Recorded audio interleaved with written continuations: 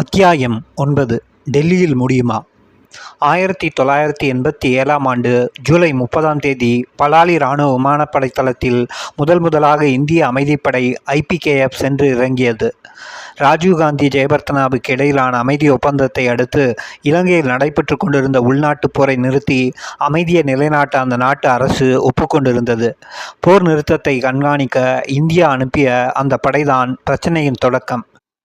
இந்திய அமைதிப்படைக்கும் விடுதலை புலிகளுக்கும் இடையே ஏற்பட்ட கடும் யுத்தம் இலங்கை தமிழர்கள் மத்தியில், குறிப்பாக விடுதலை புலிகள் மத்தியில் மிகப்பெரிய மனக்கசப்பை ஏற்படுத்தியிருந்தது.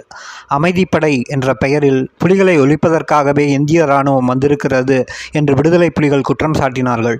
இருதரப்புக்கும் இடையே நடைபெற்ற யுத்தமும் அதன் உச்சத்துக்கு சென்று கொண்டிருந்ததே தவிர அமைதிக்கான வழி புலப்படுவதாயில்லை.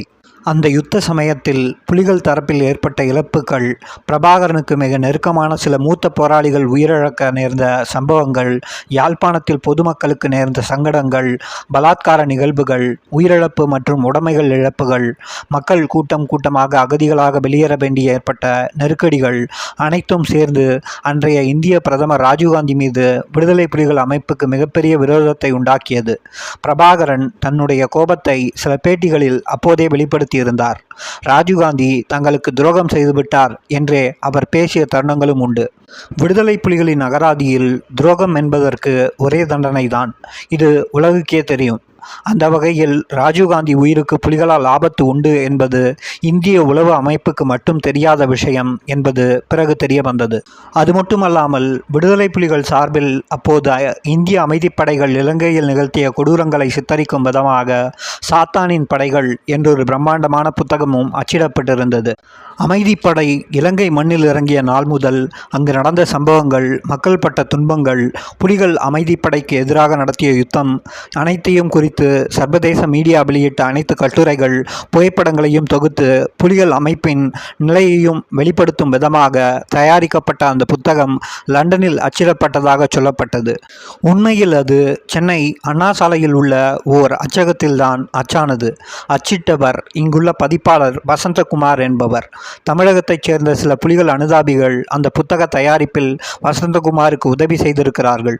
இந்த விவரம் முழுவதும் CBI விசாரணையில் தெரிய வந்தது.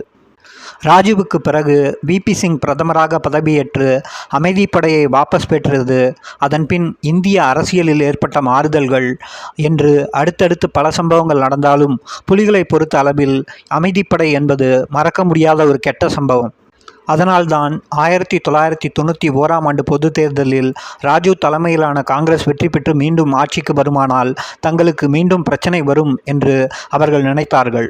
ராஜீவ் ஜெயவர்த்தன ஒப்பந்தம் மீண்டும் நடைமுறைப்படுத்தப்படுமானால் அது புலிகளின் தனி ஈழம் என்னும் கனவை வேரோடு அழித்துவிடும் என்பதில் பிரபாகரனுக்கு எல்லளவும் சந்தேகமில்லை. இந்திய அரசு, குறிப்பாக காங்கிரஸ் தலைமையிலான இந்திய அரசு பிரிவினை கோரிக்கைகளுக்கு ஒருபோதும் சாதகமான நிலையை எடுக்காது என்பது பிரபாகரனுக்கு தெரியும். எனவே ராஜீவ் மீண்டும் இந்தியாவின் பிரதமராகிவிடக் கூடாது என்று அவர் முதலில் முடிவு செய்தார். அதற்கு ஒரே வழி அவரை கொலை செய்வதுதான். திட்டத்தை நடத்தி முடிக்கும் பணி விடுதலை புலிகள் இயக்கத்தின் உளவு பிரிவு தலைவர் பொட்டம்மான் வசம் ஒப்படைக்கப்பட்டது. பொட்டம்மான் இந்த பணியை இந்தியாவில் மேற்கொண்டு செய்து முடிக்கும் பொறுப்பை தனது நம்பிக்கைக்குரிய தளபதிகளுள் ஒருவரான சிவராஜா மாஸ்டரிடம் அளித்தார். ஒற்றைக்கண் சிவராசன் என்று பின்னாளில் அறியப்பட்ட சிவராஜா மாஸ்டருக்கு ரகுவரன் என்னும் இன்னொரு பெயரும் உண்டு. கண்ணாடி அண்ணன் என்று அவரை அழைப்பார்கள். அவருக்கு ஒற்றைக்கண்தான். ஆனால் சென்னையில் உள்ள ஒரு டாக்டர் அவருக்கு இரு கண்களிலும் பார்வை நன்றாக உள்ளதாக சான்றிதழ் அளித்ததன் பேரில்தான் அவருக்கு மீனம்பாக்கம் RDO அலுவலகத்தில் ஓட்டுநர் உரிமம் வழங்கப்பட்டிருக்கிறது. பிறகு நாங்கள் அந்த டாக்டரை பிடித்து விசாரிக்கப் போக அவர் ராஜீவ்காந்தியின் பரம ரசிகர் என்பதும் ராஜீவுக்கு கடிதங்கள் எல்லாம் எழுதியிருக்கிறார் என்பதும் தெரிய வந்தது. வினோதமான சோகம். முன்னதாக தமிழ்நாட்டில் சென்னை கோடம்பாக்கத்தில் EPRLF அலுவலகத்தில் வைத்து நிகழ்த்தப்பட்ட பத்மநாபா கொலையை முன்னின்று நடத்தியவர்கள் டேவிட், ரகு என்கிற இருவர் என்று சொல்லப்பட்டது. அந்த வழக்கு ஆரம்பிக்கப்பட்டதோடு சரி, யாரையும் கைது செய்யவில்லை. பத்மநாபா இறந்தார், கொன்றது விடுதலை புலிகள் என்னும் தகவலுடன் அப்படியே நின்றது. ராஜீவ்காந்தி கொலை வழக்கை CBI விசாரணைக்கு எடுத்த முதல் நாளே தமிழகத்தில் அதற்கு முன் நிகழ்த்தப்பட்ட பத்மநாபா கொலை வழக்கை மீண்டும் எடுத்து தூசி தட்ட வேண்டும் என்று எங்கள் அதிகாரிகள் பலர் கருத்து தெரிவித்திருந்தார்கள். நாங்கள் அதை விசாரிக்க தொடங்கிய போது ரகு என்கிற பெயர்தான் இருந்ததே தவிர ஒரு புகைப்படமோ மேல் விவரங்கள் எதுவுமே கிடையாது. பத்மநாபாவை கொல்வதற்கு உபயோகித்த துப்பாக்கியிலிருந்து பாய்ந்த உலோகத் துண்டுகள் சிலவற்றை எடுத்து வைத்திருந்தார்கள். அந்த அலுவலகத்தில் வெடிக்காமல் இருந்த ஒரு ஆர்டிஎக்ஸையும் கைப்பற்றியிருந்தார்கள். ராஜுவை கொல்ல பயன்படுத்தப்பட்ட ஆர்டிஎக்ஸ், அவரது உடலை துளைத்திருந்த உலோக குண்டுகளும் இதுவும் பொருந்தி போயின என்பதுதான் இரண்டுக்கும் இடையில் இருந்த ஒற்றுமை. அந்த வழக்கில் உளவுத்துறை சொன்ன ரகு என்கிற பெயருக்குரிய நபர்தான் இந்த வழக்கில் சம்பந்தப்படும் ரகுவரன் என்கிற சிவராஜா மாஸ்டரா தெரியாது, விசாரிக்க வேண்டும். சிவராசன் திட்டத்தின் சூத்திரதாரி என்பது நாங்கள் கைது செய்து விசாரித்து கொண்டிருந்த நளினி, பாக்யநாதன், பத்மா, பேரறிவாளன், சுபாசுந்தரம் போன்றவர்களின் வாக்குமூலங்கள் மூலம் தெரிந்திருந்தது. ஆனால் அவர்தான் பத்மநாபா கொலைக்கு காரணம் என்பது பின்னால் கைதான சின்னசாந்தன் மூலம் தெரிய வந்தது. அதை பிறகு பார்க்கலாம். இப்போது சிவராசன், அவரது திட்டம். பத்மநாபா கொலை சம்பவத்துக்கு சற்று முன்னதாக சிவராசன் தமிழகம் வந்தார். திட்டம் தீட்டி நடத்தி முடித்திருக்கிறார். பிறகு திரும்பவும் இலங்கைக்கு சென்று மீண்டும் தமிழகம் திரும்பியிருக்கிறார். தமிழகத்தில் இருந்த விடுதலை புலிகளிலேயே சிவராசன் மிகவும் சீனியர் என்று கருதப்பட்டவர். அமைதிப்படை இலங்கையில் புலிகளுடன் சண்டையிட்டு கொண்டிருந்த போது துணிச்சலாக யாழ்ப்பாணம் நகருக்குள்ளேயே இருந்து தன் வேலையை நிறுத்தாமல் பார்த்தவர் சிவராசன் என்று முருகன் தன் வாக்குமூலத்தில் சொல்லியிருக்கிறார். அது ஒரு புறம் இருக்க, சிவராசன் தமிழகத்தில் தன்னை தயார்படுத்தி கொண்டிருந்த சமயம் அது மார்ச் 1991 இந்திய பொது தேர்தலுக்கான அறிவிப்பை தேர்தல் கமிஷன் வெளியிட்டது. ராஜு எப்படியும் பிரச்சாரத்திற்காக தமிழகம் வருவார், வேலையை முடித்து விடலாம் என்று சிவராசன் தீவிரமாக அதற்கான ஆயத்தங்களை அப்போது செய்ய தொடங்கியிருந்தார். அப்போது புட்டம்மானிடமிருந்து அவருக்கு ஒரு ரகசிய செய்தி வந்தது. அவர்கள் வயர்லெஸ் தொடர்பு வைத்திருந்தார்கள். நாம் இதை டெல்லியில் செய்ய முடியுமா? ஒரு வரி வினா. அதற்கு சிவராசன் அனுப்பிய பதில் ஒரு வரி: எனக்கு நம்பிக்கை இருக்கிறது, இங்கேயே முடியும். ஆனால் மேற்கொண்டு அது பற்றி எதுவும் விவாதிக்காமல் பொட்டு அம்மான் ஏப்ரல் இறுதியில் ஆதிரை என்னும் பெண்ணை கனகசபாபதி என்னும் ஒரு வயதான மனிதருடன் இலங்கையிலிருந்து தமிழகத்தின் கோடியாக்கரைக்கு அனுப்பி வைத்தார். ராஜுவை கொல்வதற்காக இந்திய மண்ணுக்கு வந்த முதல் தற்கொலை போராளி ஆதிரை என்கிற சோனியா. இயக்க பெயர்தான். சுபாவும் தனுவும் பின்னால் வருகிறவர்களே. ஆதிரையும் கனகசபாபதியும் கோடியாக்கரையில் கால் வைத்ததும் சென்னையில் இருந்த சிவராசனுக்கு புட்டம்மானம் அவர்கள் வந்திருக்கும் விவரத்தை சொல்லி டெல்லியில் அவர்கள் தங்குவதற்கு ஏற்பாடு செய்ய சொல்லி உத்தரவிட்டார். இந்தியாவில் ராஜீவ்காந்தியை கொல்வதற்கான பொறுப்பு சிவராசனுடையது. தமிழகத்தில் முடிக்கலாம் என்பது அவரது விருப்பம். ஆனால் புட்டம்மான் உத்தரவின்படிதான் அவர் நடந்து கொண்டாக வேண்டும். எனவே மேற்கொண்டு இது பற்றி விவாதிக்காமல் சிவராசன் ஆதிரையையும் கனகசபாபதியையும் சென்னைக்கு அழைத்து வந்து தாம்பரத்தில் இருந்த டாக்டர் கருணாகரன் என்பவர் வீட்டில் தங்குவதற்கு ஏற்பாடு செய்தார். கையோடு விருகம்பாக்கத்தில் வசித்து வந்த சரவணன் என்கிற பாணன் என்ற ஒரு கடத்தல்காரர் மூலம் இவர் ஒரு விடுதலை புலி அனுதாபி, சிவராசனுக்கு நன்கு பழக்கமானவர். கனகசபாபதியை டெல்லிக்கு அனுப்பவும் ஏற்பாடு செய்தார். டெல்லியில் அவர்கள் முதலில் ஒரு வீடு எடுத்து தங்க வேண்டும். ஆதிரை ஹிந்தி படிக்க வந்த பெண் என்பது போல் காட்டிக்கொள்ள வேண்டும். அதற்காக எங்காவது வகுப்பில் சேர வேண்டும். இதற்கான உதவிகளை அங்கே வைகோவின் நண்பரான தியாகராஜன் என்பவர் செய்வார் என்று சொல்லி தியாகராஜனின் முகவரியை கனகசபாபதியிடம் அளித்தார் சிவராசன். இந்த தியாகராஜன் என்பவர் வைகோவுக்கு மிகவும் வேண்டியவர். டெல்லியில் உள்ள தமிழ்நாடு ஹவுஸில் மிகுந்த செல்வாக்கு உள்ளவர். ஹியூமன் ரிசர்ச் மேனேஜ்மெண்ட் என்றொரு நிறுவனத்தை அங்கே நடத்தி வந்தார்.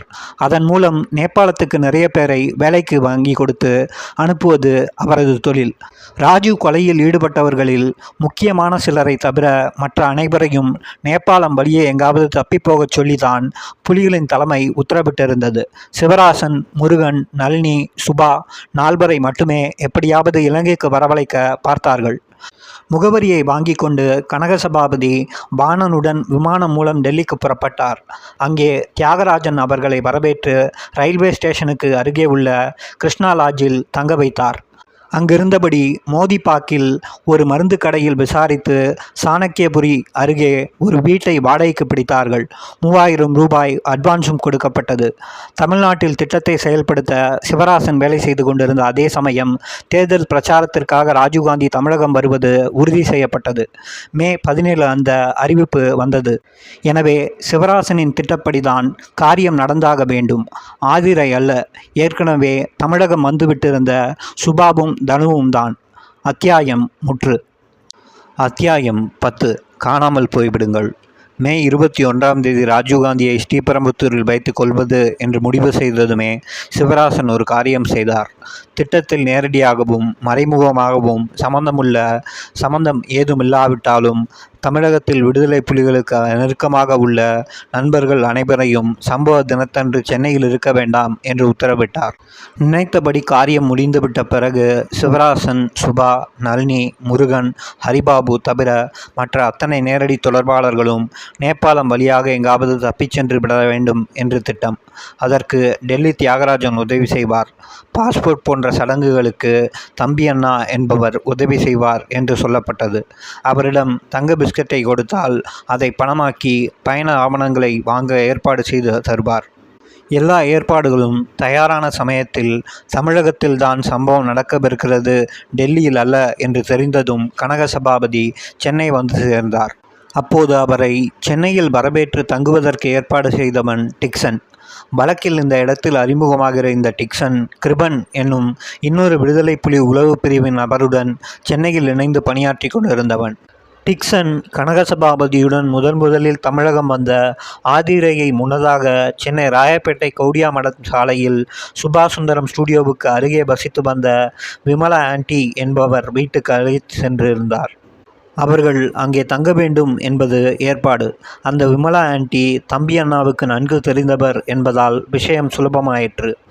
ஆதிரை சென்னை வந்ததுமே ராயப்பேட்டை இந்தியன் வங்கியில் தனக்கு ஒரு கணக்கு தொடங்கி தன்னை ஈழ அகதி என்பதாக பதிவு செய்து கொண்டாள்.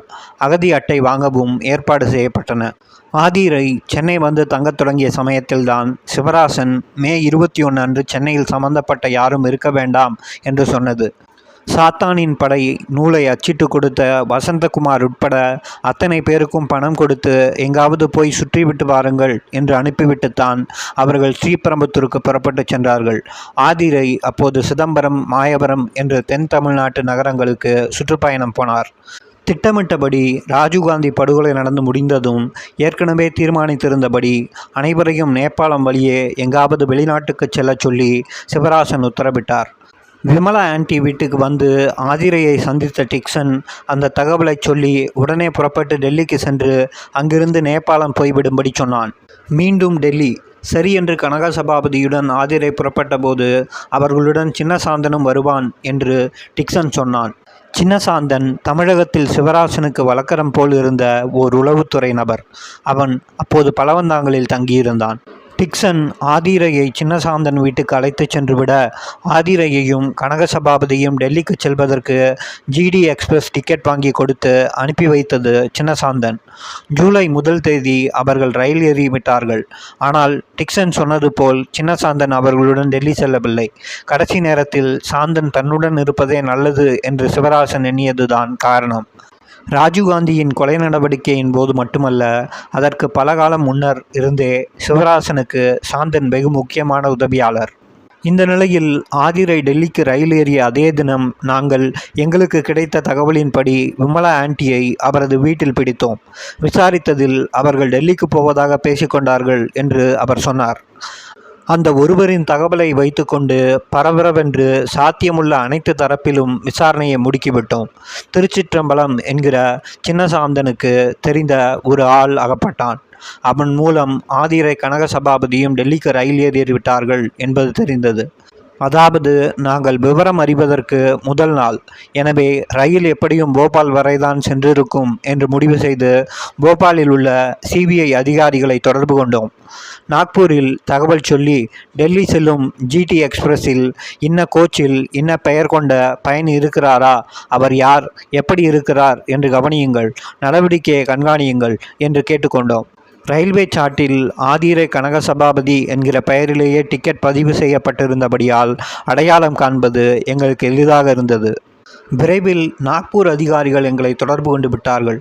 தகவல் பிழையில்லை. ஆதிரை என்கிற பெண்ணும் கனகசபாபதி என்கிற முதியவர் ஒருவரும் டெல்லிக்கு சென்று கொண்டிருக்கிறார்கள். அவர்களை என்ன செய்யலாம்? ரயிலில் ஒன்றும் செய்ய வேண்டாம், கவனமாக பின்தொடருங்கள், டெல்லி வரை சென்ற பின் மறு உத்தரவு வரும் என்று சொன்னோன். அவர் டெல்லியில் இறங்கியதும் பழைய கிருஷ்ணா லாட்ஜிலேயே அறையெடுத்து தங்கிய விபரம் கிடைத்தது. உடனே அங்கு சென்று கைது செய்ய சொன்னோம். ஆதிரையை கைது செய்து சென்னைக்கு கொண்டு வந்ததும் சதித்திட்டத்தின் வேறு சில பக்கங்களும் பரிமாணங்களும் எங்களுக்கு கிடைக்கத் தொடங்கின. அவளை இந்தியாவுக்கு அனுப்பியது பொட்டு அம்மான், டெல்லிக்கு சென்று தங்க வைத்தது சிவராசன். ஆனால் ராஜீவ் கொலை தமிழகத்தில் நிகழ்த்த தீர்மானிக்கப்பட்டதால் அவள் வந்த வேலைக்கு அவசியம் ஏற்படவில்லை. தப்பித்து நேபாளம் வழியே வெளியேற முடிவு செய்து போனபோதுதான் பிடிபட்டாள். ஒரு வகையில் தனுவின் இடத்திலிருந்து இல்லாமல் போயிருக்க வேண்டியவள் அவள். மனித வெடிகுண்டாகத்தான் இந்தியாவுக்குள் காலடி எடுத்து வைத்தாள். அவளது நேரம் அச்செயலிலிருந்து அவள் தற்செயலாக விடுபட்டு சிபிஐ வசம் சிக்க வைத்திருந்தது. ஆதிரை என்கிற சோனியாவின் மூலம் எங்களுக்கு கிடைத்த தகவல்களுள் மிக முக்கியமானது சின்னசாந்தனின் இருப்பிடம் பற்றியது. சிவராசனின் வழக்கரமான சின்னசாந்தன், அவனைத்தான் தேடென்று தேடிக்கொண்டிருந்தோம். அவன் பழவந்தாங்கலில் இருப்பதாக ஆதிரை சொன்னாள். ஆனால் அவளுக்கு முகவரி சரியாக தெரியவில்லை. பிரவுன் கலர் யூனிஃபார்ம் போடும் குழந்தைகள் படிக்கும் பள்ளிக்கூடத்துக்கு பக்கத்து வீடு என்று ஒரு மாதிரி அடையாளம் சொன்னாள். அதன் அடிப்படையில் நாங்கள் உடனடியாக ஒரு நாள் இரவு சின்னசாந்தன் தங்கியிருந்த வீட்டை இரவு பொழுதில் முற்றுகையிட்டோம். மாட்டிக்கொண்ட விவரம் அறிந்ததும் சாந்தன் சைனடை அருந்தி உயிர்விட முயற்சி செய்தான். ஆனால் அவனை காப்பாற்றி கைது செய்து மல்லிகைக்கு அழைத்து சென்று விட்டோம். சின்னசாந்தனின் கைது ராஜீவ் கொலை வழக்குக்கு உதவி செய்ததை காட்டிலும் அதற்கு முன் விடுதலை புலிகள் தமிழ்நாட்டில் நிகழ்த்திய மிக பயங்கரமான நடவடிக்கையான பத்மநாபா கொலையில் பல சந்தேக முடிச்சுகளை அவிழ்க்க பேருதவி செய்தது. இதில் வியப்புக்குரிய விஷயம் என்னவென்றால், விடுதலை புலி உறுப்பினரான சின்னசாந்தன் பத்மநாபாவை தீர்த்து கட்டுவதற்காக மனப்பூர்வமாக தன்னை ஒரு இபிஆர்எல்எஃப் ஆதரவாளராக இனம் காட்டிக்கொண்டு சூளைமேடு இபிஆர்எல்எஃப் அலுவலகத்தில் இருந்தவர்களுடன் பேசி பழகி வந்தவர். பின்னால் இதே உத்தியைத்தான் மரகதம் சந்திரசேகரை சந்தித்து அவரது மகனை நட்பாக்கி கொண்டு ராஜீவ்காந்திக்கு மாலையிட அனுமதி பெற்றபோது சிவராசனும் பின்பற்றினார் என்பது அடுத்த வியப்பு. தாங்கள் திட்டமிட்ட பணி தடையில்லாமல் நடைபெற தங்களுடைய ஜென்ம விரோதிகளின் அடையாளத்தை கூட தற்காலிகமாக ஏந்தலாம் என்பது அவர்களுடைய கருத்தாக இருந்திருக்கிறது. அத்தியாயம் முற்று.